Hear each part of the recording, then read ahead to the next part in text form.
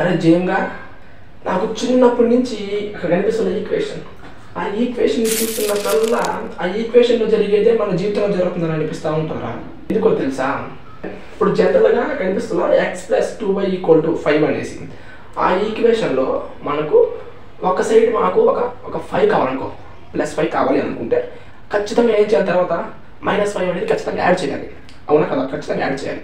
అలాగే అంటే మనం జనరల్గా ప్లస్ అనేది దేన్ని ఇండికేట్ చేస్తుంటుంది? ప్లస్ అంటే పాజిటివ్, మైనస్ అంటే నెగిటివ్. అంటే నేను చెప్పే ఈ కొంచెం సేపుని ప్లస్ అనే దాన్ని ఎంజాయ్గా తీసుకో మన లైఫ్లో, మైనస్ అనే దాన్ని హార్డ్ వర్క్ అని తీసుకో. ప్లస్ అంటే ఎంజాయ్, మైనస్ అంటే హార్డ్ వర్క్. అంటే ఆ ఈక్వేషన్లో ఎప్పుడైతే మనం ప్లస్ని యాడ్ చేస్తామో అప్పుడే ఇమీడియట్గా మనం మైనస్ని యాడ్ చేస్తేనే మనకి అవుట్పుట్ అనేది కరెక్ట్గా వస్తుంది, అంతే కదా?